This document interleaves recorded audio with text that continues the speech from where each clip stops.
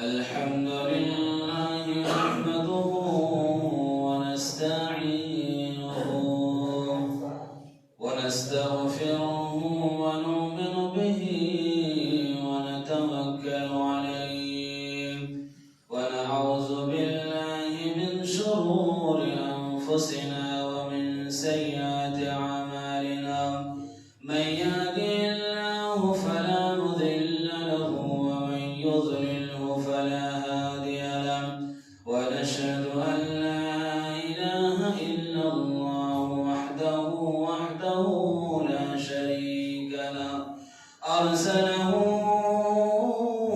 بالحق بشيرا ونذيرا وداعيا إلى الله بإذنه وسراجا منيرا. وقال الله تبارك وتعالى في كلامه المجيد والفرقان الحميد: أعوذ بالله من الشيطان الرجيم. بسم الله الرحمن الرحيم. يا أيها الذين آمنوا اتقوا الله حق تقاته ولا تموتن إلا وأنتم مسلمون. يا أيها الذين آمنوا اتقوا الله وقولوا قولا سديدا يصلح لكم أعمالكم ويغفر لكم ذنوبكم ومن يطع الله ورسوله فقد فاز فوزا عظيما. وقال الله تبارك وتعالى في موضع آخر: أعوذ بالله من الشيطان الرجيم.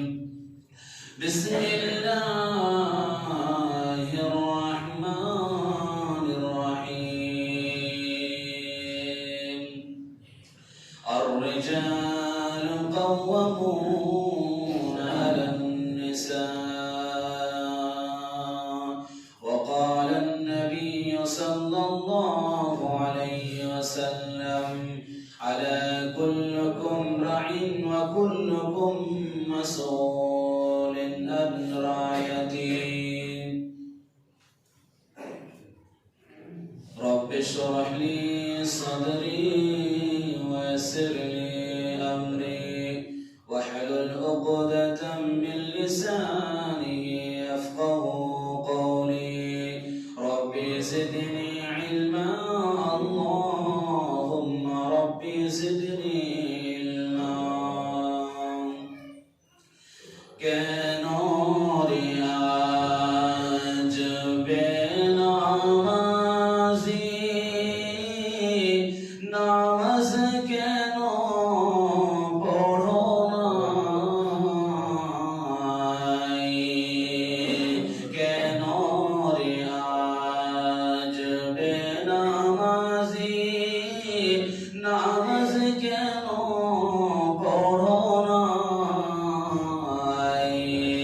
বেনামাজি মারা গেলে দোজখ হবে ঠিকানায়। বেনামাজি মারা গেলে দোজখ হবে ঠিকানায়। কেন রে আজ বেনামাজি নামাজ কেন পড়ো নাই? নামাজ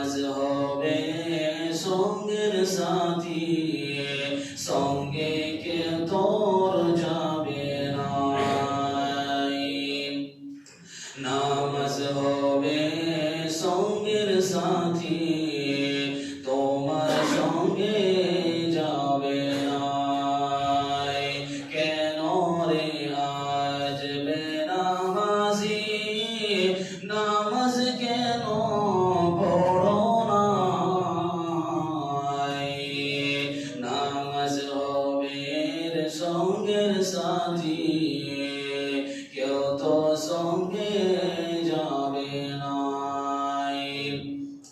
বেনামাজি মারা গেলে দোজখ হবে ঠিকানা।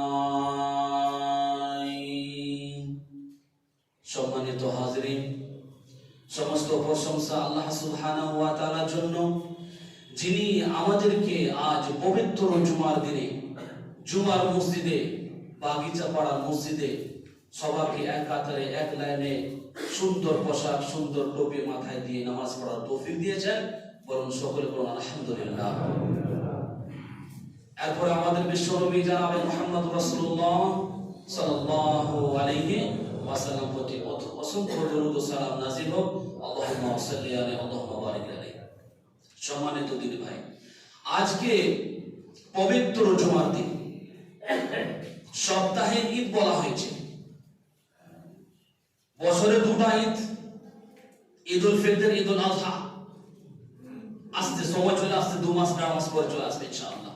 আল্লাহ সুবহানাহু ওয়া তাআলা যেন আমাদেরকে এই পবিত্র মাহে রমজানকে কেন্দ্র করে এই পবিত্র মাহে রমজান যেন আমাদেরকে টানা ভাবে যেন আমাদেরকে 30টা রোজা রাখার তৌফিক দেন, বলুন আমিন। আল্লাহ রাসূল সাল্লাল্লাহু আলাইহি সাল্লাম 2-3 মাস আগে পূর্বে আল্লাহ নবী দোয়া করতেন, আল্লাহুম্মা বারিক লি রমজান, আল্লাহুম্মা বারিক লি রমজান। আল্লাহ তুমি আমার নসিবে আমার ভাগ্যতে তুমি নাম রমজানটা তুমি নামে জুটিয়ে দিও আল্লাহ। আমাদেরকে দোয়া করা উচিত। সপ্তাহে আমাদের শুক্রবার, কঠিন ফজিলতময় দিন আজকে এই পবিত্র জুমার দিনে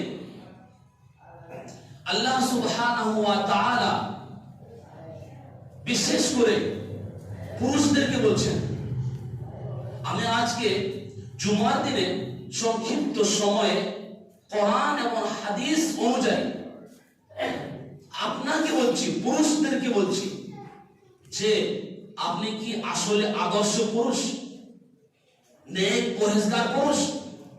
আর আল্লাহ সুবহানাহু ওয়া তাআলা পুরুষের ব্যাপার নিয়ে, পুরুষদেরকে নিয়ে আল্লাহর নবী কি তার উদ্দেশ্য কি ছিলেন বা বলার উদ্দেশ্য কি, কিভাবে আমাদেরকে জীবনযাপন করতে হবে, কিভাবে একটা পরিবারকে কিভাবে আদর্শ পরিবার বানাতে হবে, কিভাবে আমাদেরকে আদর্শ পুরুষ হতে হবে,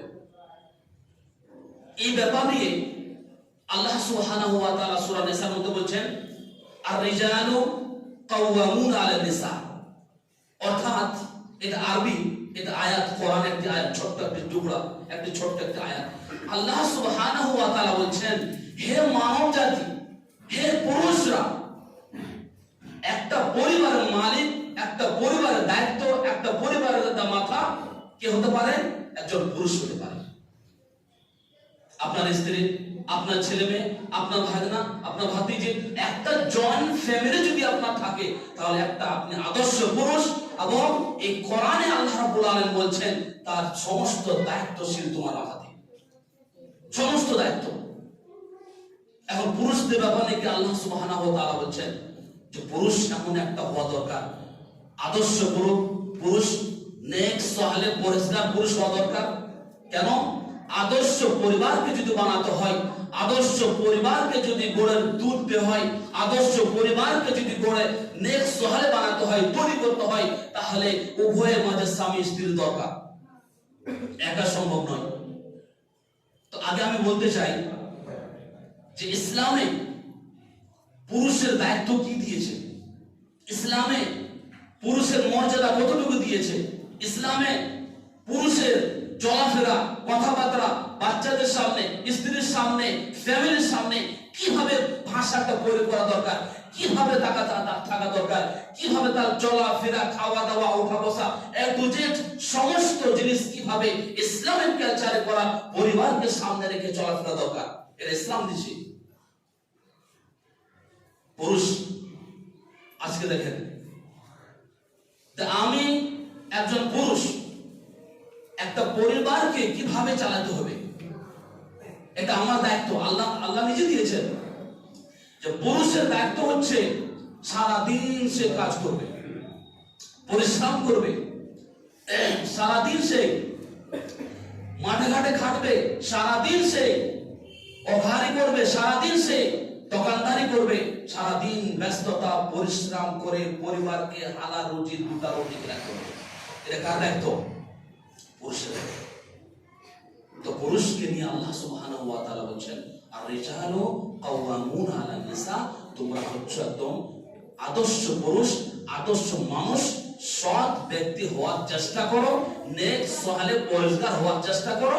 তুমি যদি ইসলামী অনুযায়ী চলাফেরা না করো তা তোমার পরিবারটা ধ্বংস হয়ে যাবে।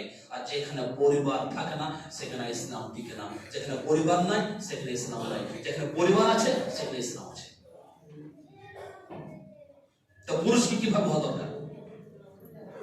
এখন মহিলারা ভাবছেন যে আজকে ইমাম সাহেব তো পুরুষের নিয়ে বলছেন, উভয়ের কথা বলতে হবে, স্বামী স্ত্রীর কথা বলতে হবে।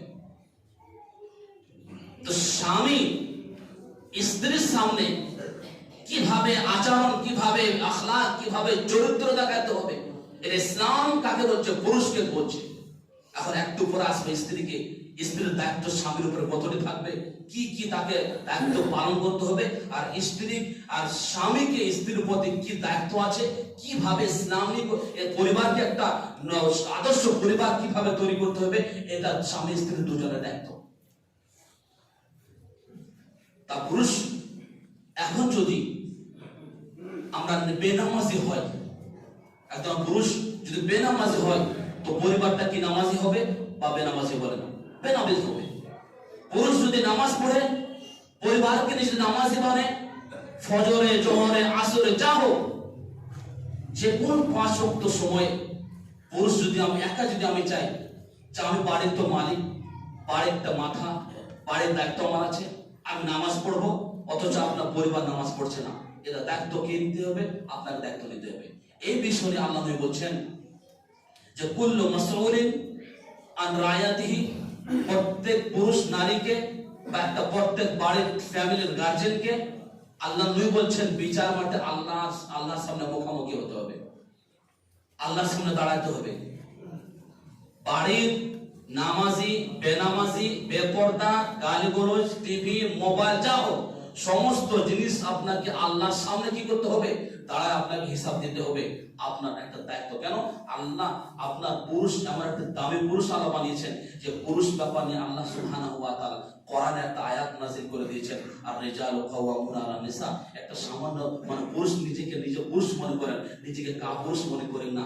যদি আপনার বাড়িতে যদি আপনি নামাজি হন তাহলে আপনি পুরুষ, আর যদি বেনামাজি হন আপনি নামাজি। আপনার পরিবার নামাজ পড়ছে না, অথচ এমন ফ্যামিলি আছে যে নিজেও নামাজ পড়ে না, তার পরিবারকে নামাজ আদেশ দেয় না, নিজেও নামাজ পড়ে না, তার পরিবারকেও বলে না, নিজেও নামাজ পড়ে না, তার স্ত্রীকেও বলে না, তাহলে সে পুরুষ, সে ইসলামে তাকে পুরুষ বলে গণনা করা হয়নি। তাহলে আমাদেরকে কি হতে হবে? আদর্শ পুরুষ হতে হবে। আমি নিজে নামাজ পড়বো এবং পরিবারকে নামাজি বানাবো। ছোট থেকে অভ্যাসিত করুন বাচ্চাগুলোকে নামাজে মসজিদে নিয়ে আসা, উজু করা দেখান। একটা বাচ্চাকে যদি বলবেন তাহলে সে বাচ্চাটা কথা শুনবে না। আপনি উজু করে দেখান যে বাবা তুমি শুনো তো, এভাবে উজু করতে হয়। বাচ্চারা শুধু দেখবে, দাঁড়িয়ে দেখবে যে বাবা কিভাবে উজু করে, অটোমেটিক দেখবে মাথাটা ঢুকে যাবে। আপনি যত তালিম দেন, দিন রাত তালিম দেন যে বাবা নামাজ পড়ো। আপনি কোনদিন নামাজ পড়তে দাঁড়াও তো, আমার সামনে দাঁড়াও তো কিভাবে নামাজ পড়তে হয়, আমার সামনে দাঁড়াতে কিভাবে উজু করতে হয়, আপনি কোনদিন সন্তানকে শিখিয়েছেন? এটা দায়িত্ব কি? আপনার দায়িত্ব।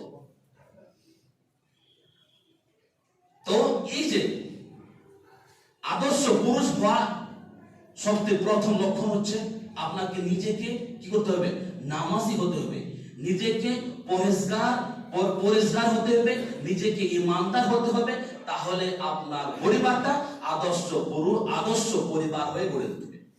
শর্ত হচ্ছে ইসলাম বলছে আগে পুরুষকে আগে নামাজি হতে হবে, পুরুষকে আগে কিভাবে ইনকাম করতে হবে, হালাল রুজি কিভাবে ইনকাম অর্জন করতে হবে, পরিবারকে কিভাবে রোজি রুটি খিলাতে কিভাবে কাপড় চোপড় খরচ করে জানতে হবে। আল্লাহ নবী বলে দিয়েছেন যে প্রত্যেক বাড়ির গার্জেনের তার দায়িত্ব হচ্ছে ইনকাম করে তাদের বাড়িকে ফ্যামিলিকে খুশি রাখা। এটা দায়িত্ব আমাদের, পুরুষের একটা দায়িত্ব। এখন স্ত্রী কি করবে? এটা পুরুষের ব্যাপারে সংক্ষিপ্ত বলে দিলাম। এখন স্ত্রী কি করবে? এখন স্ত্রীদেরকে বলছি, মা বোনকে বিশেষ করে বলছি, একজন সারা দিন পরিশ্রম করে, সারা দিন হকারি করে, সারা দিন দোকানদারি করে, সারা দিন টেনশন নিয়ে, এই জন্য আল্লাহ নবী বলছেন একজন পুরুষের আকিকা হলে 2টা ছাগল, একটা মেয়ে জন্ম হলে আকিকা হলে 1টা ছাগল। এটা ইনসাফ না বেইনসাফ? ইনসাফ। কেন? আপনার ব্যাপার নিয়ে শরীয়ত 2টা ছাগল কেন অনুমতি দিল? ইসলাম কেন বললো তো তুমি পুরুষ একজন ছেলে আকিকা হলে তোমার 2টা ছাগল দিতে হবে? এই জন্য মুফাসসিরিন ইকরাম, আলিম উলামা, স্কলাররা বলেছেন যে পুরুষের যখন আকিকা 2টা ছাগল দিয়ে হয়, তার মানে সারা দিন সে মাথাতে টেনশন নিয়ে দোকানে বসে থাকে, গ্রাহক নাই, দোকানে খুলে বসে থাকে, কাস্টমার নাই, হকারি করতে গেছে সারাদিন গাজল থেকে মালদা থেকে কত দূর চলে যায়, 10 টাকা ইনকাম হয় না, সে সারা দিন না খেয়ে আছে টেনশনে, বাচ্চাকে কি হালাল রুজি খাওয়ার টেনশনে। এই জন্য আল্লাহ নবী বলছেন যে তুমি যখন জন্মগ্রহণ করবা, তুমি যখন ছেলে পুরুষ যখন জন্মগ্রহণ করবে, তার জন্য 2টা আকিকা। কেন 2টা ছাগল? তার টেনশন বেশি, তার দায়িত্ব বেশি। এই জন্য সুবহানাহু ওয়া তাআলা বলেছেন আর রিজালু কাওয়ামুনা আলা নিসা, হে মানুষ তোমরা হচ্ছে একটা পরিবারের আদর্শ একটা মানুষ, আদর্শ পুরুষ, তোমার দাম আছে। এই জন্য আল্লাহ নবী বলছেন যে মেয়েদেরকে বলছেন, স্ত্রীদেরকে বলছেন যে হে স্ত্রী তোমরা শুনো, তোমার স্বামী যখন সারা দিন কষ্ট করে, সারা দিন টেনশন নিয়ে যখন বাড়িতে ফিরে, তখন বাড়িতে সারা দিন দুপুরে খাওয়া আপনি কোনোদিন খাচ্ছেন, কোনোদিন খাচ্ছেন না, আপনার পকেটে টাকা নাই, টাকা যদি খান 10টা খরচ করেন তাহলে আপনার লস হচ্ছে। এই জন্য আপনি সারাদিন খাওয়া খালেন না, খাওয়া দাওয়া করলেন না, অনাহারে থাকলেন, খিদাতে থাকলেন, বাড়িতে যখন প্রবেশ করলেন দেখো বাড়িতে অশান্তি। এটা অশান্তির দায়িত্ব কে? স্ত্রী। তার স্ত্রীর ব্যাপার আল্লাহ নবী কি বলছেন?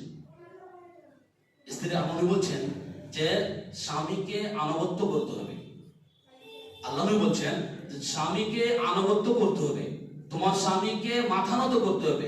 আল্লাহ নবী বলছেন আল্লাহ ছাড়া কাউকে যদি আমি বলতাম যে আল্লাহ ব্যতীত কাউকে যদি আমি বলতাম যে তোমরা আল্লাহর সিজদা করো, মসজিদের সিজদা করো, আল্লাহ ব্যতীত যদি আল্লাহ নবী বলছেন যদি আমি কাউকে সিজদা করতে বলতাম, কাউকে মাথা নত করতে বলতাম, যে আমি স্ত্রীদেরকে বলতাম যে তোমরা তার স্বামীর পায়ের নিচে সিজদা করো। দেখছেন পুরুষ কত দাম। আল্লাহ ব্যতীত সিজদা করাটা কোথায়? হারাম। আল্লাহ ব্যতীত সিজদা করাটা হারাম। কিন্তু আল্লাহ নবী পুরুষের একটা মর্যাদা নিতে গিয়ে, পুরুষ একটা দামি মানুষ, পুরুষের মর্যাদা ফজিলত বয়ান করতে গিয়ে আল্লাহ নবী বলছেন আমি স্ত্রীদেরকে বলতাম আল্লাহ ব্যতীত কারো যদি সিজদা করার অনুমতি দিতাম তো স্ত্রীদেরকে বলতাম তোমরা তার স্বামীর সিজদা করো। সারাদিন না খেয়ে আপনি আসলেন, বাড়িতে আসে অশান্তি, এটা কি নেক? আল্লাহ নবী বলছেন খায়রুকুম ফিন আহলিহি, মানুষ তোমরা সৎ পুরুষ হও। আর সৎ পুরুষ হতে গেলে একটা সবচেয়ে দামি পুরুষ, আল্লাহ নবী বলছেন সবচেয়ে দামি পুরুষে তার যে স্ত্রী নেক থাকে, তার বউ নেক, নামাজি, পরিষ্কার। যার স্ত্রী নামাজি, যার স্ত্রী পরিষ্কারী, যার স্ত্রী নেক সালেহ, তার সবচেয়ে দামি পুরুষ এই পৃথিবীতে। আর যে বাড়িতে অশান্তি হতে পারে, পুরুষে অশান্তি করে বা স্ত্রীর সাথে অশান্তি করে, উভয়ের মাঝে কি বাড়িটা ধ্বংস হবে। এটা আল্লাহ নবী বলছেন, বাড়িটা ধ্বংস হবে। এজন্য একটা আদর্শ পরিবারকে বানাতে গেলে স্বামী স্ত্রী দোকা, কিন্তু এখানে সারা দিন একটা মানুষ পরিশ্রম করবে। এখন আদর্শ ছেলেকে মেয়েকে কিভাবে মানুষ করতে হবে, এটা দায়িত্ব আল্লাহ নবী স্ত্রীদেরকে দিয়েছেন। কেন? একটা গাছ যদি লাগান, সে গাছে সকাল সন্ধ্যা আপনি পানি দিতেন, সকাল সন্ধ্যা ঘাড়া করে রাখছেন, সকাল সন্ধ্যা বাড়া দিয়ে রাখছেন, ছাগল টাগল না খেয়ে নেই। এই যে একটা মানুষের মতো তাকে দায়িত্ব, মানুষের মতো তাকে লালন পালন করছেন, মানুষের মতো তাকে মানুষ করছেন। অনুরূপ ভাবে আল্লাহ নবী বলছেন, একটা মানুষ যখন তার স্বামী যখন সারাদিন বাইরে ব্যবসা বাণিজ্য ব্যস্ত থাকে, তখন আল্লাহ নবী তার ওই স্ত্রীদেরকে বলছেন যে তোমরা কি করো, বাড়িতে যা কিছু স্বামীর ইনকাম করেছে, উপার্জন করেছে, যতগুলো টাকা পয়সা ধন দৌলত, পরিবারকে বাড়িটাকে দায়িত্ব হেফাজতে রাখার দায়িত্ব স্ত্রীকে দেওয়া হয়েছে। এখন আপনার অনুমতি ছাড়া আমার বিবি আমার অনুমতি ছাড়া 1 টাকা দান করতে পারবে না, আমাকে যতক্ষণ পর্যন্ত অনুমতি না নেই। এত আপনার পুরুষের দাম একটা শরীরটা তুলে দিয়েছে। তো আল্লাহ নবী বলছেন, কেউ যদি স্ত্রী যদি স্বামীর কথা না শুনে, অল্পতে হলো খুশি না, সব সময় খুঁটাতে কথা বলে স্ত্রী যে তুমি আজ পর্যন্ত আমাকে কি দিলা, আমি ছোট থেকে বড় মানুষ ছিলাম বাবার বাড়িতে, আমার কোনোদিন কষ্ট হয়নি, কোনোদিন দুঃখ হয়নি, আজ আমাকে এই জিনিসটা দিতে পারলো না, তোমার এটা জুটলো না, তোমার এটা তোমার ভরসা হলো না, তোমার ইনকাম করতে পারলো না। এই বলছেন আল্লাহ নবী। কোন স্ত্রী যদি তার স্বামীকে এভাবে কটু করে কথা বলে, কোন স্ত্রী যদি তার স্বামীকে মনে আঘাত দিয়ে কথা বলে, আল্লাহ নবী বলছেন বিচার মাঠে তার সেই স্ত্রীর সাথে আল্লাহ কথাই বলবেন না, যে তোমার সাথে কোনো সম্পর্ক নেই। একটা পুরুষকে তুমি সারাদিন পরিশ্রম করে তোমাকে রুজি রুটি খাওয়ার জন্য ব্যবস্থা টেনশনে থাকে, আর বাড়ি আসলে তুমি অশান্তি করো, এটা আল্লাহ নবী স্ত্রীদেরকে বিশেষ করে বলছেন। আল্লাহ নবী বলছেন তার সামনে আল্লাহ সুবহানাহু ওয়া তাআলা কথাই বলবেন না। এই জন্য বলছেন যদি তার আল্লাহ ব্যতীত কারো সেজদা করা যদি অনুমতি দিতাম, তো স্বামীকে সেজদা করো। তার মানে আল্লাহ ব্যতীত আল্লাহর পরে আপনার মানে পুরুষের দাম আছে, আল্লাহর পরে কোনো নারীর দাম হয়নি। এখন পুরুষ এটা উভয়ের মাঝে দেখতে হবে। আপনি পুরুষ হয়ে স্ত্রীর সাথে হাতে হাত তুলবেন, স্ত্রীর গালে হাত তুলবেন, যেখানে তারা কটু করে কথা বলবেন, তুমি এভাবে তুমি ভালো না, তুমি গরিব, তুমি ফকির, এটা বলতে, এটা আপনাকে অনুমতি আল্লাহ সুবহানাহু ওয়া তাআলা আপনাকে এটা আপনার জবাব দিতে করতে পারো সামনে। এখন স্ত্রীকে আল্লাহ নবী বলছেন যে কেউ একটা পরিবারকে আদর্শ পরিবার বানাতে গেলে একটা স্ত্রীর দরকার, তাহলে স্ত্রী কিভাবে হতে হবে? আল্লাহ নবী বলছেন যে তার পরিবারকে যদি একটা আপনার সন্তান ধরলেন, 2টা 3টা আপনার সন্তান আছে, এখন আপনি সন্তানকে আপনি কি করলেন, একটা আদর্শ বানালেন। কিভাবে? আপনি যদি জীবিত কালে যদি আপনার সন্তানকে বসিয়ে একটা ছোট্ট মিটিং করে আপনি সারা দিন বাইরে থাকেন, অথচ আপনার পরিবারকে সময় দিচ্ছেন না, এটা আপনার কত ক্ষতিগ্রস্ত বুঝেন? একটু বুঝে বুঝে আপনি সারাদিন ফ্রি থাকেন, অথচ আপনার পরিবারকে সময় দিচ্ছেন না, আপনার ছেলে মেয়েকে সময় দিচ্ছেন না। আল্লাহ নবী বলছেন যে তুমি চায়ের দোকানে না বসে তুমি যদি তোমার ছেলে নিয়ে, তোমার সন্তান সন্তানের সামনে যদি তোমার পরিবারকে নিয়ে যদি তুমি খেলাধুলা করো, তাহলে এই খেলাধুলা তোমার ইবাদতে পরিণত হয়ে যাবে। আপনি দোকানে বসে ফালতু কথা না বলে আপনার পরিবারকে সময় দিচ্ছেন না, এটা কি আপনি ইবাদত মনে করেন না? নামাজ পড়লে আর সিজদা করলে আর কোরআন তেলাওয়াত করলে, দান খেরাত করলে কি এটা সাদকা হয়, সওয়াব হয়, নেকি পাওয়া যায়? না। আল্লাহ নবী বলছেন কেউ যদি একটা পুরুষ যদি তার সন্তানকে তার পরিবারকে নিয়ে খেলাধুলা করে, তার পরিবারকে যদি দেখাশোনা করে, তার পরিবারকে যদি তালিম দেয়, তার সন্তানকে যদি তালিম দেয়, তার সন্তানকে নামাজ শিখায়, তার সন্তানকে যদি ইসলামিক গঠন করে গড়ে উঠাতে চায়, তা আল্লাহ নবী বলছেন তার ইবাদতে পরিণত হয়ে যাবে। অথচ সে ফুটবল খেলেছে বাচ্চার সঙ্গে, অথচ সে লুডু খেলেছে, অথচ তার সামনে সময় দিয়েছে, কিন্তু এই সময়টা যেটা পরিবারের সামনে কাটিয়েছে, এই সময়টা আল্লাহ নবী বলছেন ইবাদত করলে যতটি সওয়াব পায়, অতটি আপনি পাবেন যখন আপনি আপনার পরিবার সামনে যখন আপনি খেলাধুলা করবেন, আপনার পরিবারকে শিক্ষা দেবেন। একটা উদাহরণ দিচ্ছি, আপনি জীবিত আছেন, আপনার বাচ্চাকে নিয়ে বসলেন, বলছেন বাবারে মসজিদ থেকে বের হলে, বাড়ি থেকে ঢুকলে এই দোয়া বলতে হয়। ধরে একটা পরিবার সামনে খাচ্ছেন, খাওয়া খাচ্ছেন, আপনার বাচ্চার ডান হাতে খাচ্ছে না বাম হাতে খাচ্ছে, আপনি কিছু বললেন না কেন? আপনি ছেলেকে ভালোবাসেন, এগুলো বললেন না, এটা দায় কি হবে বলেন তো? খাওয়ার আগে বিসমিল্লাহ বলতে হয়, বিসমিল্লাহ বলে বিসমিল্লাহ আওয়ালু আর আখিরু বলতে হয়। বাথরুমে যাওয়ার আপনি বাচ্চাকে শিখালেন না। মনে রাখবেন, আপনি যদি আপনার পরিবারকে, আপনার ছেলে মেয়েকে যদি অন্তত বাথরুমে ঢোকার দোয়া শেখালেন, বাথরুম থেকে বের হওয়া দোয়া শেখালেন, বিসমিল্লাহ বিসমিল্লাহ বলে খেতে হয় এটা দোয়া শেখালেন, নামাজ শিক্ষা দিলেন। আর নামাজ শিক্ষা দিয়ে আপনি দুনিয়া থেকে বিদায় নিয়ে চলে গেলেন। আপনার কি সওয়াব হবে? আপনার কি লাভ হবে? আল্লাহ নবী বলছেন, আপনার ছেলে যত দিন বিসমিল্লাহ বলে খাওয়ার স্টার্ট করবে, আপনি অথচ তার সামনে নাই, আপনি দুনিয়া থেকে বিদায় নিয়ে চলে গেছেন। যতদিন আপনার সন্তান, আপনার ছেলে মেয়ে বিসমিল্লাহ বলে খাওয়া শুরু করবে, ততদিন আপনার কবরে সওয়াব লিখিত হবে। আপনার সন্তান যতদিন বিসমিল্লাহ আল্লাহুম্মা ইন্নী আউযু বিকা মিনাল খুবুসি ওয়াল খাবায়েস বাথরুম প্রবেশ করার দোয়া যতদিন আপনার সন্তান বলবে, অথচ আপনি কবরে শুয়ে আছেন, আপনার আত্মাটা ইন্দ্রিয়ে সিজনে আছে, অথচ আপনার ছেলে দোয়া পড়ছে, আপনার সওয়াব অনুরূপভাবে 50-50 সওয়াব তার আপনার আমলনামাতে লেখা হবে। কেন? আপনি তাকে শিক্ষা দিয়েছেন। আপনার সামনে আপনার সন্তান নামাজ পড়ছে না, আপনার সামনে আপনার ছেলে তার মোবাইলে গান দেখছে, আপনি কিছু বলছেন না। কেন? আপনি তার সন্তানকে ভালোবাসেন। এটাও উল্টা একটা ভেবেলেন।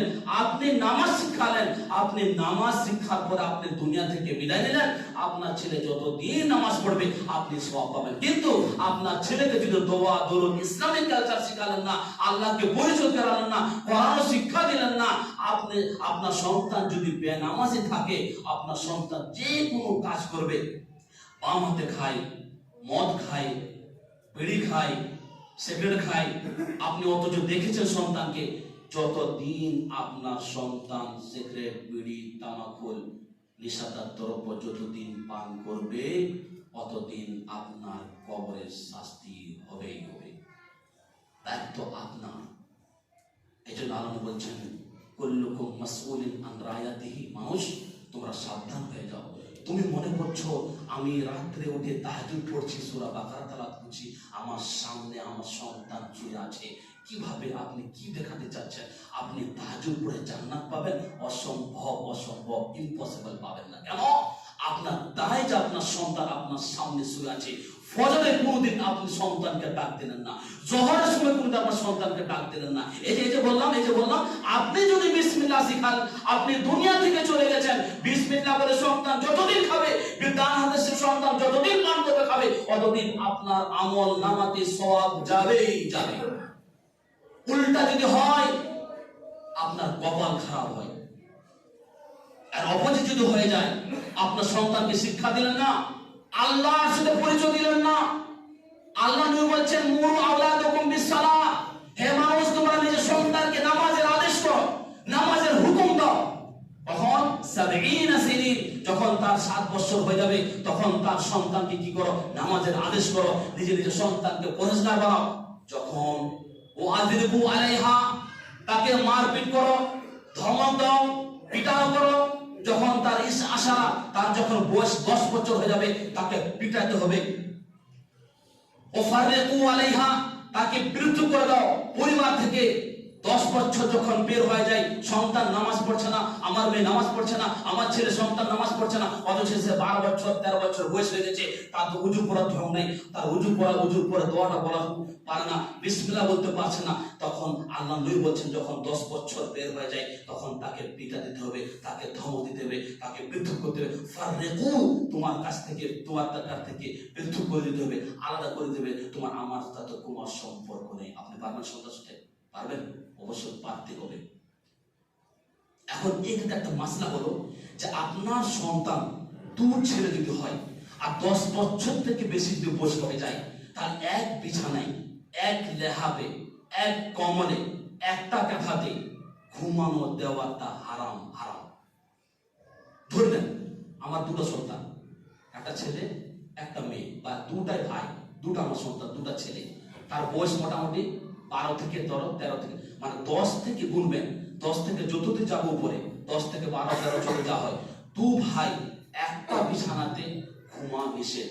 একটা বিছানা হতে পারে কিন্তু লেহাব বা ব্ল্যাঙ্কেট বা চাদর আলাদা করতে গেলে কিন্তু জায়েজ আছে। কিন্তু আপনার সন্তান বড় হয়ে গেছে, এখন একটা বিছানায়, আপনি গরিব মানুষ, আপনি দুটা রুম পৃথক করতে পারছেন না, দুটা রুম দিতে পারছেন না, আলাদা ব্ল্যাঙ্কেট দিতে পারছেন না, অত দিতে হবে। ইসলাম একে অনুমোদন করে, ইসলাম একে আদেশ করে যে যখন দুটা ভাই বা আপনার দুটা ছেলে সন্তান যখন বড় হয়ে যাবে, 10 বছর পর যখন বেশি বড় হবে, তখন তার বিছানাকে কি করতে হবে? আলাদাভাবে করতে হবে। বিছানা যদি একটা হয় তো কম্বল যেমন দুটা হয়, অনুরূপভাবে যদি দুটা মেয়ে থাকে, তারা দু বোন, একই রক্তের দু বোন, কিন্তু আল্লাহ নবী বলছেন, এই হাদিসটা বর্ণনা করে বলতেন যে আল্লাহ নবী বলছেন তারা যদি দু বোন থাকে আর 10 থেকে 12 বছর প্রথম মাসে যদি মাসিক আছে, তারা তার যুব হয়ে গেছে। প্রথম মাসে যদি মাসিক আছে, সে যে মাস থেকে মাসিক হলো, সে মাস থেকে সে যুব হয়ে গেছে। তার মানে দু বোন একটা বিছানাতে ঘুমাতে পারে না। একটা বিছানা যদি হয়, তাহলে যদি কমল আলাদা হয় তাহলে জায়েজ, আর যদি বিছানা আলাদা কমল আলাদা তো উত্তম, ভালো। কিন্তু আপনি যদি গরিব মানুষ, করতেই হবে।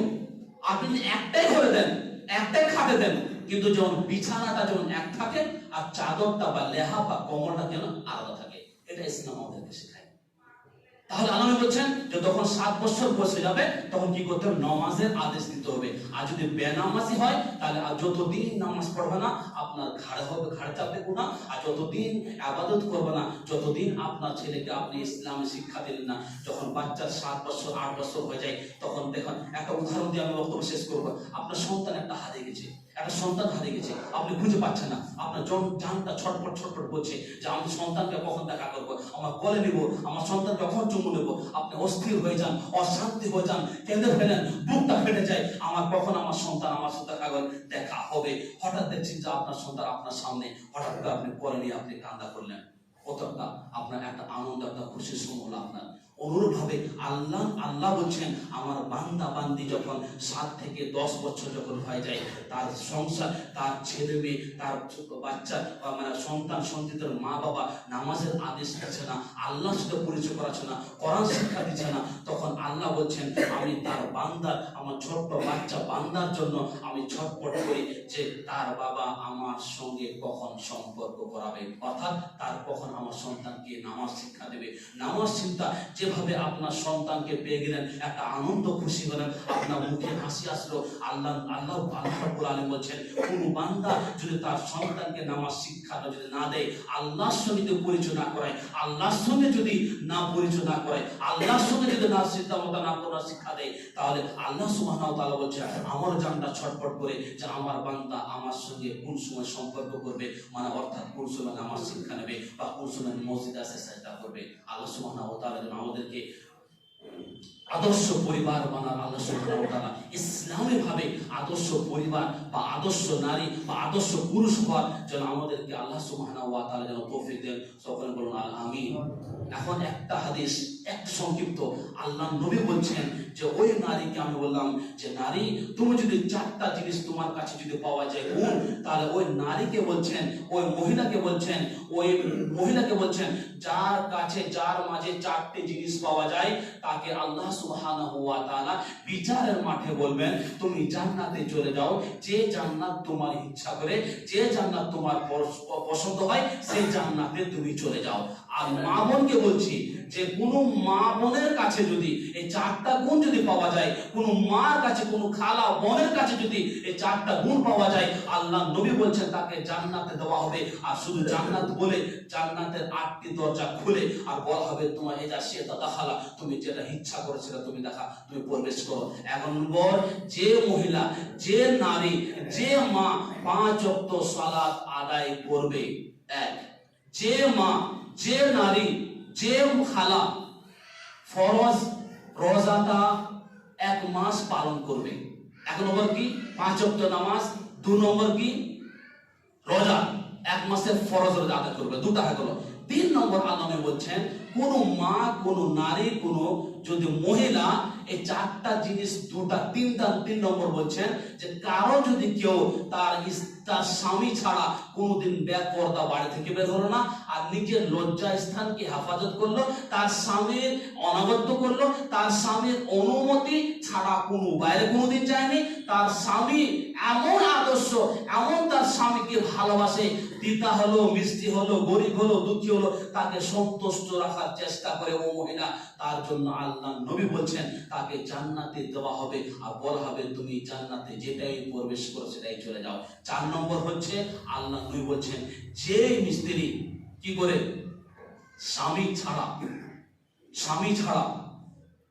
স্বামী অনুমতি ছাড়া যে দান খেরাত করে না, আপনার ইনকাম আপনার পয়সা, কিন্তু সে আপনার স্ত্রী চায় যে আমি একটা নেক পরিষ্কার হয় দান করে, কিন্তু দান নিজের টাকা না, দান স্বামীর টাকা। তো আল্লাহ বলছেন কেউ যদি নারী স্বামী অনুমতি ছাড়া যদি দান খায়রাত করে তো দান কবুল হবে না।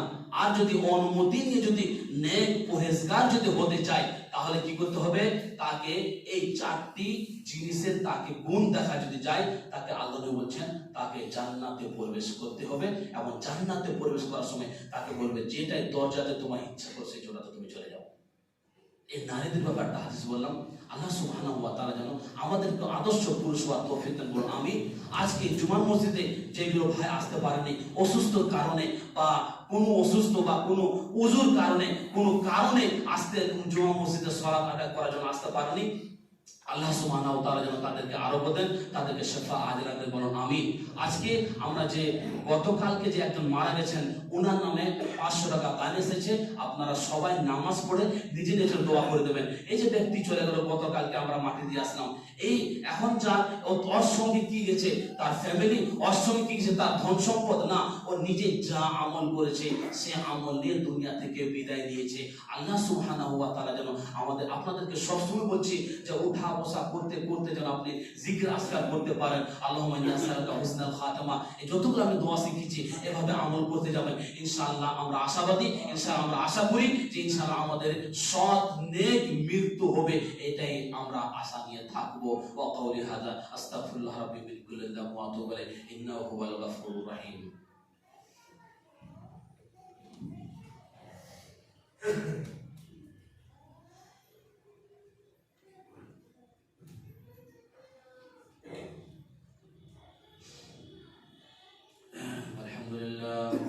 আলহামদুলিল্লাহ নাহমাদুহু ওয়া নাস্তাঈনুহু ওয়া নাস্তাগফিরুহু ওয়া নু'মিনু বিহি ওয়া নাতাওয়াক্কালু আলাইহি ওয়া না'উযু বিল্লাহি মিন শুরুরি আনফুসিনা ওয়া মিন সাইয়্যাতি আ'মালিনা মান yahdihillahu fala mudilla lahu wa man yudlilhu fala hadiya lahu wa nashhadu an la ilaha illallah wa ashhadu anna muhammadan 'abduhu wa rasuluhu.